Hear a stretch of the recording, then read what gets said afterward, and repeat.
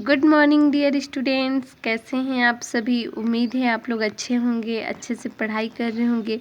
Class 6 science subject में हम 3rd chapter पढ़ रहे थे बच्चों, पदार्थ की प्रकृति। बच्चों हम 3rd चैप्टर में पदार्थ की प्रकृति के बारे में जाने कि वो किस किस प्रकृति के होते हैं, है ना। जैसे कुछ पदार्थ ऐसे होते हैं जो ठोस होते हैं, कोई द्रव होते हैं और कोई गैस के रूप में होते हैं। तो हम ये पढ़ चुके हैं बच्चों, ठीक है। हम 3.5.4 पढ़ चुके हैं। इसमें हमने क्या जाना, कुछ पदार्थ की प्रकृति कैसे कैसे होते हैं। जैसे बहने की प्रकृति ठोस की नहीं होती है, द्रव की होती है और गैस की भी होती है। वो भी क्या कहते हैं, बहते हैं, पर ठोस नहीं बहते हैं, है ना। और आकार में देखो तो ठोस निश्चित होता है ना, उसका आकार निश्चित होता है। द्रव का आकार निश्चित नहीं होता है, वो परिवर्तनशील होते हैं। गैस भी परिवर्तनशील होता है। स्थान घेरना, तो ठोस भी स्थान घेरते हैं बच्चों, द्रव भी स्थान घेरते हैं और गैस भी स्थान घेरते हैं।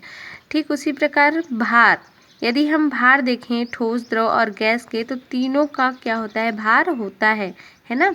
ठोस को भी आप लोग मान लो कुछ ठोस लोहा रखा हुआ है ना, उसे उठाओगे भारी लगेगा आपको।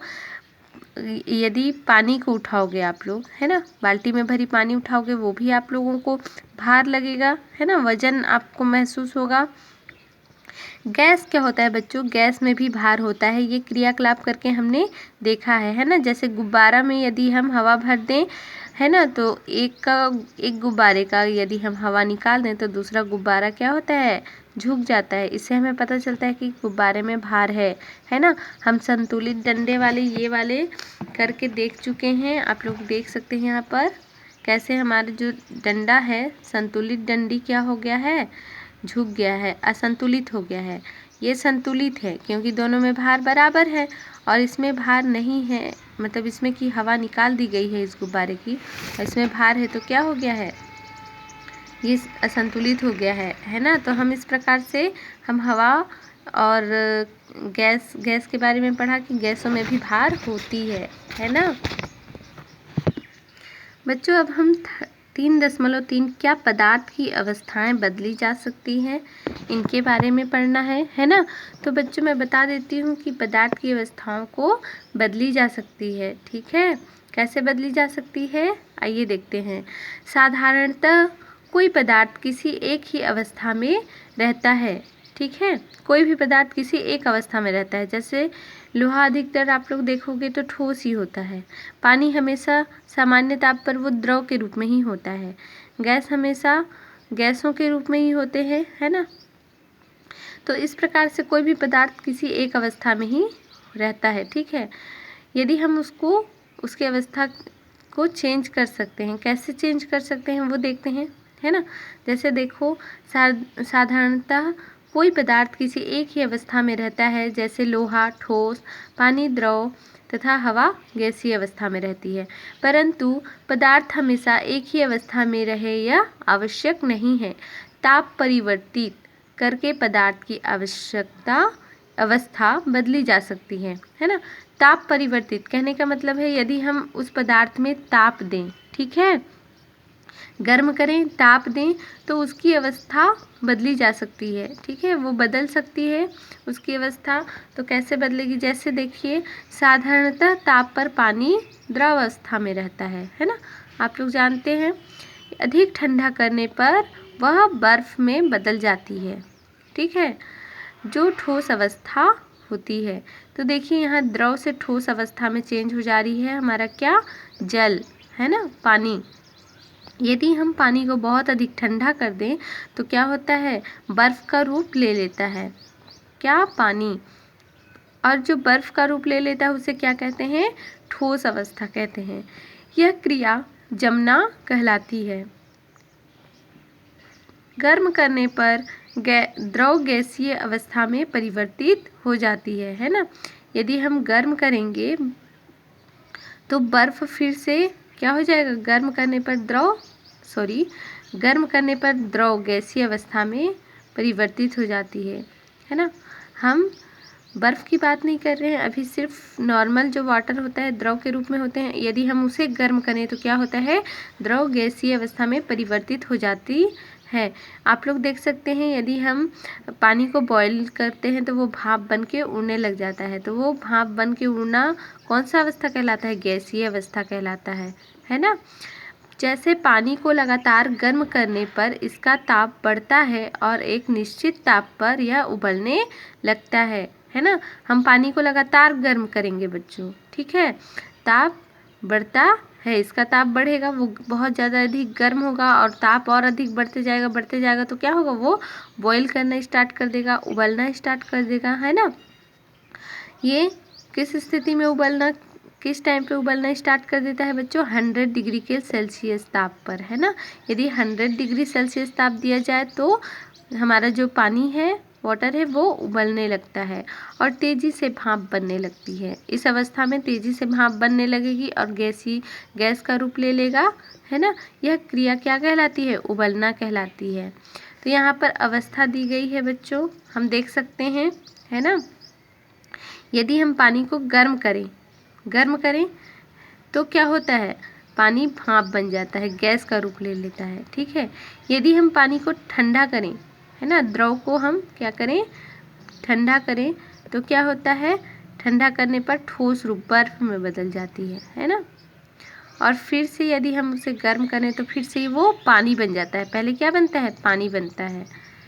यदि हम उसे फिर से गर्म करें, है ना, या नॉर्मल टेम्परेचर में छोड़ दें तो बर्फ़ क्या होगा, पिघल कर पानी बन जाएगा और पानी को हम फिर से गर्म करेंगे तो भाप बन जाएगा और भाप जो बना हुआ है उसको फिर से हम ठंडा कर दें तो फिर से वो पानी का रूप ले लेता है और फिर से वो, यदि हम उसे फिर से ठंडा करें, है ना, तो ठोस का रूप ले लेता है। इस प्रकार से ये साइकिल चलता ही रहेगा। यदि हम ऐसे क्रिया करें तो ये साइकिल चलता रहेगा, है ना।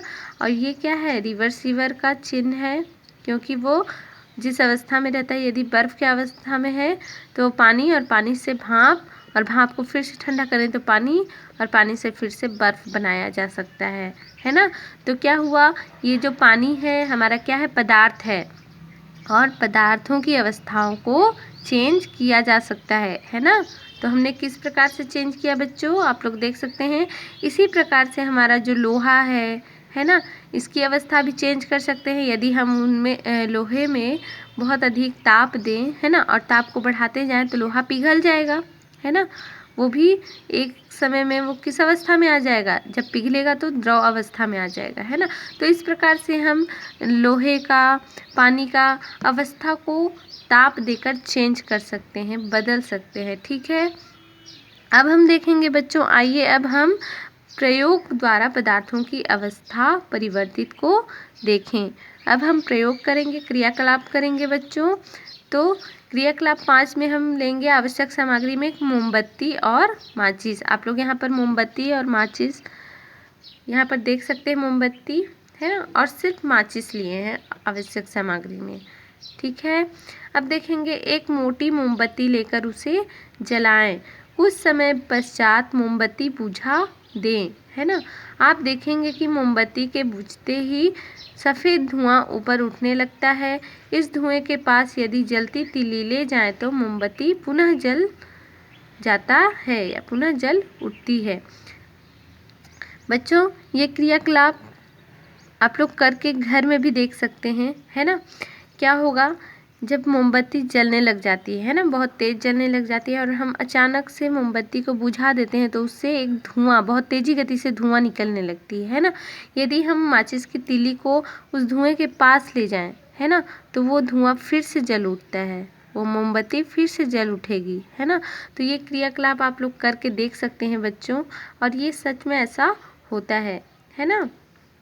अब देखिए, इससे यह स्पष्ट होता है कि मोमबत्ती के बुझते ही जो सफ़ेद धुएं की लकीर ऊपर उठती है वह मोम की वाष्प है।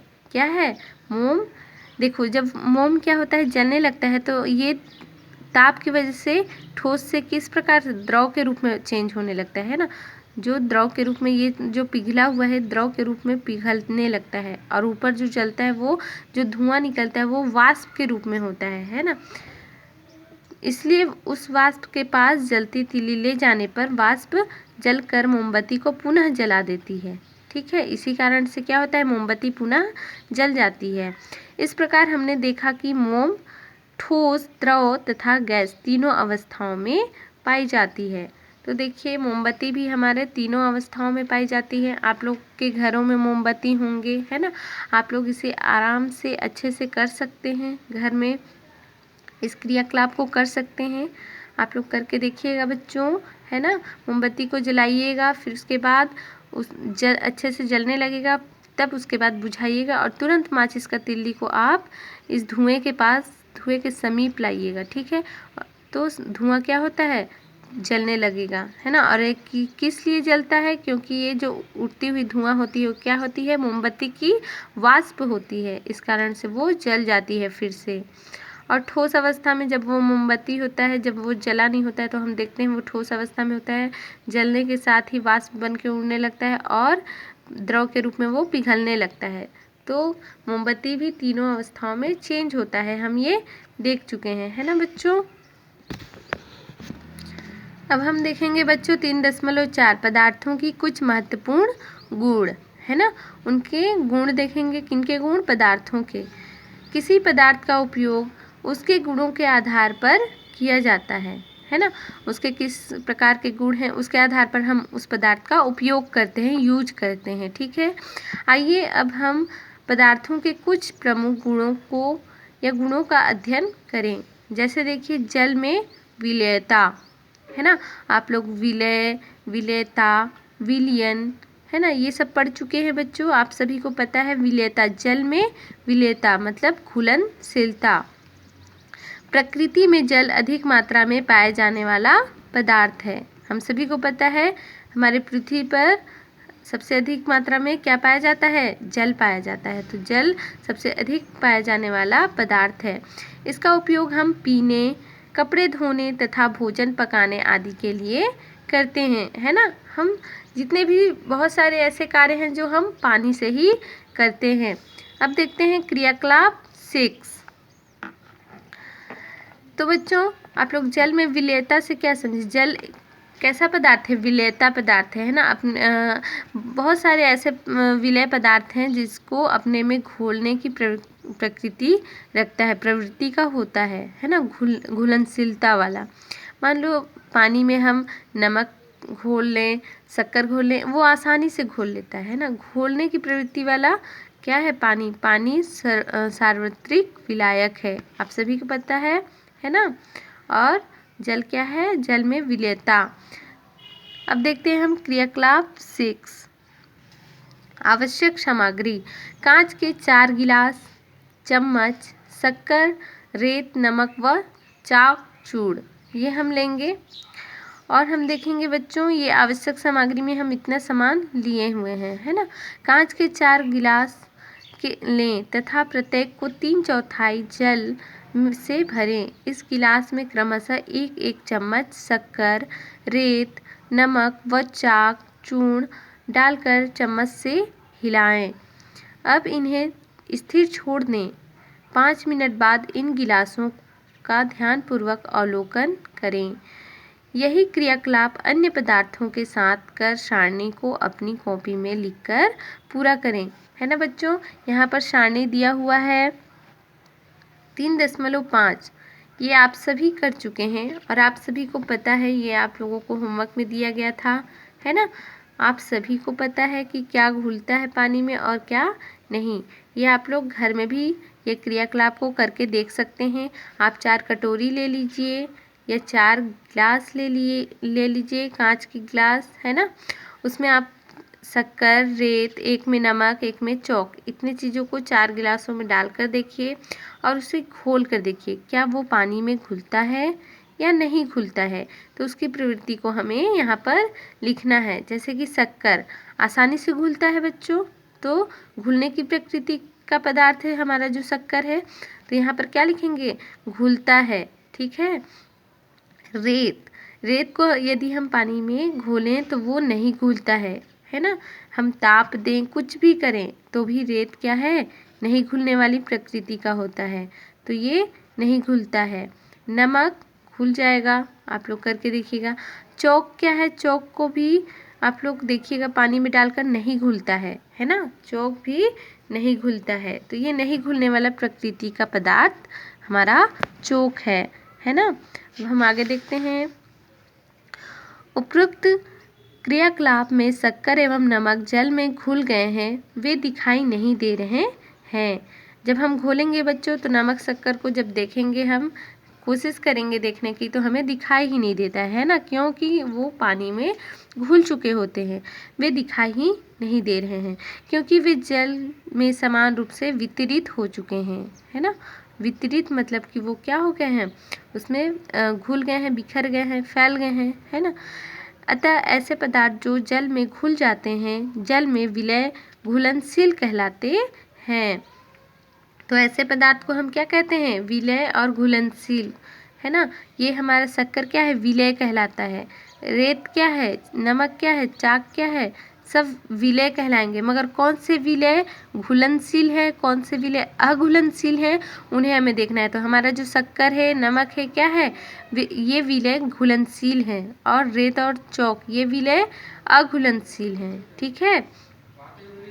रेत व चौक जल में नहीं घुले, अतः ऐसे पदार्थ जो जल में नहीं घुलते जल में अविलय अघुलनशील कहलाते हैं, है ना बच्चों। आप सभी को समझ में आ गया होगा। देखिए बच्चों, यहाँ किसी द्रव में घुले पदार्थ को क्या कहते हैं? विलय कहते हैं। किसी द्रव में, द्रव मतलब हम लोग पानी ले लेते हैं, है ना। द्रव में और भी चीज़ ले सकते हैं आप लोग, दूध ले सकते हैं, को किसी भी पदार्थ के जो रस होते हैं वो भी द्रव कहलाते हैं, है ना। जैसे हमारे नींबू के रस होते हैं, मौसम्बी के रस होते हैं, बहुत सारे ऐसे द्रव अवस्था में होते हैं, दूध भी द्रव अवस्था में होते हैं, है ना। तो इस प्रकार से जो द्रव में घुले पदार्थ को विलय कहते हैं। तो द्रव में कौन से पदार्थ घुले हैं? मान लो शक्कर, नमक, ठीक है, तो वे विलय कहलाते हैं। शक्कर, नमक क्या कहलाएंगे? विलय कहलाते हैं। विलय जिस द्रव में घुलता है उसे क्या कहते हैं? विलायक। तो यहाँ पर विलायक कौन है बच्चों? द्रव में घुलता है। कौन से विलय घुलते हैं? नमक, शक्कर। तो कौन से विलायक में? पानी में, है ना। तो हमारा जो जल है वो क्या कहलाता है? विलायक कहलाता है। विलय के विलायक में घुलने से बने मिश्रण को क्या कहते हैं? विलयन कहते हैं। ठीक है बच्चों, तो यहाँ पर आप सभी को समझ में आ गया होगा। जो हमारा शरबत बनता है, मान के चलो हमारा जो शरबत है ना, ये शरबत क्या कहलाता है बच्चों? विलयन कहलाता है। ठीक है, विलयन कहलाता है। अब कैसे विलयन कहलाएगा बच्चों? यहाँ पर आप लोग समझ सकते हैं, जो शक्कर है और पानी, शक्कर और पानी के घुलने से क्या बनता है? और इसमें मान लो हम नींबू ले लेते हैं, ठीक है, नींबू, है ना। तो नींबू द्रव पदार्थ होता है बच्चों, पानी भी द्रव होता है, और हमारा जो शक्कर है ये क्या है? विलय है ना। तो नींबू, शक्कर और पानी यदि हम लेते हैं तो क्या बनता है? शरबत बनता है ना। तो हमारा जो नींबू है, शक्कर है, ये क्या है? शक्कर हमारा विलय है, नींबू हमारा विलायक है, और पानी भी हमारा विलायक है। तो विलय और विलायक मिलकर क्या बनाते हैं? विलयन बनाते हैं। ठीक है, इसी को हम क्या कहेंगे? जो विलय और विलायक, विलय के विलायक में घुलने से बने मिश्रण को हम क्या कहते हैं? विलयन कहते हैं। ठीक है, अब देखिए, अब हम द्रवों की जल में विलयता ज्ञात करेंगे। द्रवों की जल, है ना, जो द्रवों की जल में विलयता ज्ञात करेंगे। देखिए सारणी 7, आवश्यक सामग्री हम लेंगे। ठीक है, आवश्यक सामग्री में हम कांच के 4 गिलास लेंगे, चम्मच लेंगे, दूध लेंगे, मिट्टी का तेल लेंगे, नींबू का रस एवं नारियल का तेल। ठीक है, कांच के 4 गिलास लें, हम 4 गिलास ले लिए बच्चों। प्रत्येक को 3/4 जल से भर लें। इस गिलासों में क्रमशः 2-2 चम्मच दूध, मिट्टी का तेल, नारियल का तेल तथा नींबू का रस डालकर चम्मच से हिलाएं। ठीक है। हम 4 गिलास बच्चों पानी लिए हैं और प्रत्येक में हम 3/4 जल से भर दिए हैं। ठीक है, कहने का मतलब है 1/4 बस खाली रहेगा, बाकी हमारा गिलास भरा रहेगा। ठीक है, इन गिलासों में क्रमशः हम क्या डालेंगे, 2-2 चम्मच दूध डालेंगे और एक में मिट्टी का तेल डालेंगे, एक में नारियल का तेल डालेंगे और एक में नींबू का रस डालकर चम्मच से क्या करेंगे, हिलाएंगे। अब इन्हें स्थिर छोड़ देंगे, है ना, हिलाकर हमें छोड़ देना है। 5 मिनट बाद इन गिलासों का अवलोकन करें। यही क्रियाकलाप अन्य पदार्थों के साथ कर सारणी को अपनी कॉपी में लिखकर पूरा करें। तो बच्चों यहाँ पर सारणी दी गई है, पदार्थ दिया हुआ है दूध, मिट्टी का तेल, नींबू का रस और नारियल का तेल, है ना। हम 4 गिलास में पानी लिए थे और एक में दूध, एक में मिट्टी का तेल, एक में नींबू का रस और एक में नारियल का तेल हम डाल चुके थे, है ना। तो अब यदि हम अवलोकन उसको हिलाकर छोड़ दिए थे, फिर थोड़ी देर बाद हम क्या करेंगे, अवलोकन करेंगे। तो जो दूध है वो पानी में घुल गया था, है ना। हमारा जो दूध है वो क्या हुआ था, पानी में घुल गया था, मतलब दूध पानी में घुल जाता है। तो हम क्या लिखेंगे यहाँ, घुल जाता है। मिट्टी का तेल, मिट्टी का तेल बच्चों आप लोग घोल कर देखेंगे पानी में नहीं घुलता है ना। मिट्टी का तेल पानी की ऊपरी परत पे हमें दिखाई देती है, तो ये नहीं घुलने वाली प्रवृत्ति का होता है, तो इसे हम क्या लिखेंगे, नहीं घुलता।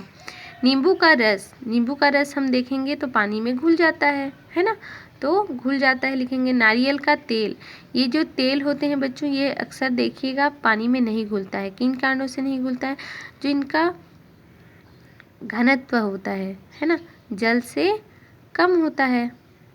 ठीक है, जैसे कि हमारा बर्फ़ भी होता है, पानी में नहीं घुलता, जबकि वो ठोस होते हैं, है ना, फिर भी वो पानी में नहीं घुलते हैं।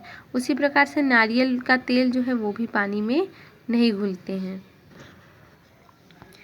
बच्चों। इसी प्रकार से यहाँ और है, हम लोग पदार्थ का नाम लिख सकते हैं और वो घुलता है नहीं घुलता है वो भी आप लोग करके देख सकते हैं।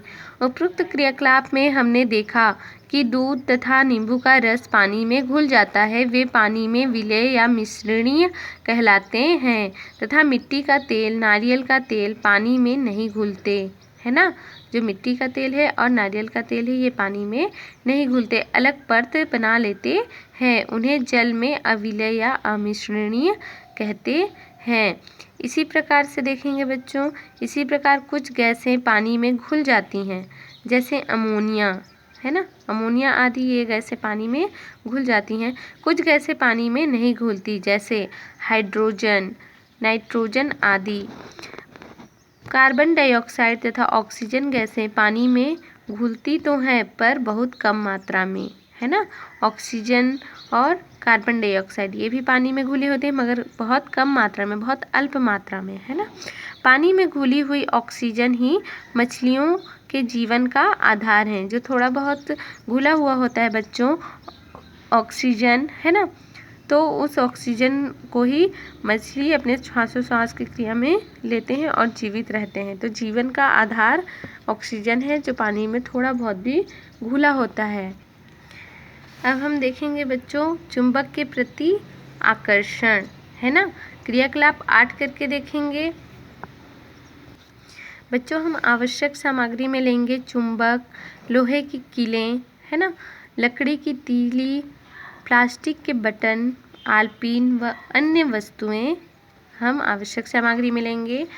और लोहे की कील, प्लास्टिक के बटन, लकड़ी की तीली, आलपीन लेकर एक कागज़ पर फैला दें। हमें एक कागज़ पर फैला देना है लोहे की कीलों को, प्लास्टिक के बटन को, लकड़ी की तीली को और आलपीन, है ना, लेकर कागज़ पे फैला दें। इन फैले पदार्थों के ऊपर एक चुंबक बार बार घुमाएं। यह क्रियाकलाप अन्य पदार्थों के साथ दोहराएं। सारणी को अपनी कॉपी में लिखकर पूरा करें। तो बच्चों आप लोग चुंबक जानते हैं, है ना, चुंबक आप सभी को पता है, आप लोग चुंबक के बारे में जानते हैं। तो चुंबक किस प्रकृति के होते हैं बच्चों, जैसे लोहे चुंबक, जो चुंबकीय पदार्थ होते हैं, जैसे चुंबकीय पदार्थ हम क्या कह सकते हैं, लोहे की कील, है ना, ये चुंबकीय पदार्थ हैं। ये क्या करते हैं, चुंबक क्या करते हैं, लोहे जैसे पदार्थों को अपनी ओर आकर्षित करते हैं, अपनी ओर खींचते हैं, है ना। जितने भी कुछ धातुएं हैं, है ना, उन धातुओं को क्या करते हैं, अपनी ओर खींचते हैं, जो चुंबकीय पदार्थ वाले धातु होते हैं। तो लोहे भी हमारे चुंबकीय पदार्थ वाले धातु हैं, आल्पिन है ना। तो हम देख सकते हैं यहाँ पर जो सारणी 3.7 में दिए हुए हैं, लोहे की कीलें हैं, लकड़ी की तीली, प्लास्टिक के बटन और आल्पिन। तो पदार्थ जिससे वह बना है, तो जो लोहे की कीले होते हैं वो लोहा से बना होता है, लकड़ी की तीली किससे बना हुआ है, लकड़ी से, प्लास्टिक के जो बटन है वो प्लास्टिक से बना हुआ है, और आल्पिन भी किससे बना होता है, लोहे से बना होता है। ठीक है, तो यहाँ पर देखिए चुंबक के प्रति आकर्षण होता है या नहीं होता है। तो जो लोहे की कीलें हैं, लोहा है, ये चुंबक के प्रति क्या होते हैं बच्चों, आकर्षित होते हैं, है ना। यदि हम चुंबक को लोहे के समीप ले जाएं तो चुंबक क्या होगा, उसकी ओर आकर्षित होगा और चुंबक से वो चिपक जाएगा। ठीक है, और लकड़ी की तीली, तो ये पदार्थ क्या होते हैं, चुंबकीय पदार्थ इनमें नहीं पाया जाता। ठीक है बच्चों, पहले तो आप ये समझ लो, जो लोहा है, हम लोहे से भी चुंबक का निर्माण कर सकते हैं, है ना, क्योंकि ये चुंबकीय पदार्थ होते हैं, इनमें चुंबक वाले गुण होते हैं। यदि हम चुंबक को कृत्रिम रूप से बनाया जाए चुंबक को, तो लोहे से हम चुंबक का निर्माण कर सकते हैं, चुंबक बन सकता है। इसलिए हम लोहे को चुंबकीय पदार्थ कहते हैं, है ना। यदि हम लकड़ी से बनाना चाहें चुंबक, तो नहीं बन सकता, क्योंकि लकड़ी में चुंबकीय गुण नहीं पाया जाता है, ना ही प्लास्टिक में पाया जाता है ना, प्लास्टिक में भी नहीं पाया जाता है चुंबकीय गुण। यदि हम चाहें कि प्लास्टिक से हम चुंबक बनाएं तो ये असंभव है ना, पॉसिबल ही नहीं है। आल्पिन में लोहा पाया जाता है ना, इसलिए क्या होते हैं, चुंबक के प्रति आकर्षण होते हैं। तो आप लोग यहाँ पर लिखेंगे बच्चों, लोहे की कीलें, तो लोहा चुंबक के प्रति क्या होते हैं, आकर्षित होते हैं, तो यहाँ पर चुंबक के प्रति आकर्षित होते हैं लिखेंगे। लकड़ी की तीलें ये नहीं होता है ना, और प्लास्टिक के बटन यहाँ पर भी आप लोग नहीं लिखेंगे, क्योंकि ये चुंबक के प्रति आकर्षित नहीं होते हैं। वैसे आल्पिन है जो लोहे के प्रति आकर्षित होते हैं, इसलिए आप लोग क्या लिखेंगे, चुंबक के प्रति आकर्षित होता है। वैसे ही आप लोग और भी कुछ पदार्थ ले सकते हैं, है ना, क्या वो जिससे बना है उसे आप ले सकते हैं, और वो चुंबक के प्रति आकर्षित हैं या नहीं है उसे आप लोग लिख सकते हैं। अब हम देखते हैं कि लोहे से बनी वस्तुएं चुंबक की ओर आकर्षित होती हैं, है ना। जो लोहे से बनी वस्तुएं होती हैं वो चुंबक की ओर आकर्षित होती हैं, इसलिए लोहे को हम चुंबकीय पदार्थ कहते हैं, है ना। हम लोहा को क्या कहते हैं बच्चों, चुंबकीय पदार्थ कहते हैं। लोहे के अलावा निकेल तथा कोबाल्ट धातुएं भी चुंबकीय पदार्थ होते हैं। ठीक है, निकेल तथा कोबाल्ट से बने सिक्कों में आप यह गुण देख सकते हैं। तो बच्चों, आप लोग देखे होंगे कि बहुत सारे चीज़ें ऐसे होते हैं जो क्या होता है, चुंबक की ओर आकर्षित होता है। मान लो आप लोग निकेल या कोबाल्ट जैसे जो हम लोग पैसा यूज करते हैं, है ना, रुपए यूज करते हैं, मान लो हम 1 रुपये का सिक्का लेते हैं, ठीक है, या 5 रुपये का सिक्का लेते हैं, तो कुछ सिक्कों में आप लोग देखेंगे कि चुंबकीय गुण होता है, कुछ सिक्कों में चुंबकीय गुण नहीं होता है ना। कुछ सिक्के होते हैं जो चुंबक के साथ नहीं चिपकते हैं, और कुछ सिक्के होते हैं जो चुंबक के साथ चिपक जाते हैं। तो बच्चों, ये किन कारणों से होता है, जो निकेल तथा कोबाल्ट धातु होता है ना, इससे यदि बने हुए हैं वो सिक्के, तो क्या होते हैं, इनमें चुंबकीय गुण पाया जाता है। और कई धातुएं तथा अन्य पदार्थ जैसे प्लास्टिक, लकड़ी आदि चुंबक के प्रति आकर्षित नहीं होते, इन्हें अचुंबकीय पदार्थ कहते हैं। तो जिनमें चुंबकीय वाले गुण होते हैं उन्हें हम चुंबकीय पदार्थ कहेंगे, और जिनमें चुंबक वाले गुण नहीं होते हैं, जैसे प्लास्टिक, लकड़ी, है ना, तो इन्हें हम अचुंबकीय पदार्थ कहते हैं। ठीक है बच्चों, तो ये आप लोगों को क्रियाकलाप अच्छे से समझ में आ गया होगा। ठीक है, अब आप लोग का होमवर्क है बच्चों, यहाँ पर देखो ये 3 नंबर है ना, इसमें दिया हुआ है निम्नलिखित में से उचित शब्द को चुनकर रिक्त स्थान भरिए, है ना। तो यहाँ पर विलय, मिश्रणीय, अमिश्रणीय, विलय, इतना चीज़ दिया हुआ है, तो इसमें से हमें छांट कर इसमें लिखना है कि कौन सा विलय है, कौन सा मिश्रणीय पदार्थ है, कौन सा अमिश्रणीय पदार्थ है, और कौन सा अविलय है। ठीक है, इसे आप लोग भरकर कॉपी में लिखकर मेरे नंबर पर सेंड कर देंगे। और आप लोगों का एक और है होमवर्क, जो है निम्नलिखित पदार्थों को चुंबकीय व अचुंबकीय पदार्थों में पृथक कीजिए। पृथक मतलब अलग करना है ना। तो इसमें से कौन से पदार्थ चुंबकीय हैं, कौन से पदार्थ अचुंबकीय हैं, उसे आप लोग अलग अलग लिखकर बताएंगे। ठीक है बच्चों, आप लोग मेरे व्हाट्सएप नंबर पर सेंड कर देंगे और ये होमवर्क अच्छे से कीजिएगा, साफ साफ लिखिएगा, ठीक है, और भेज देंगे। बाकी हम लोग आगे के नेक्स्ट वीडियो में पढ़ेंगे।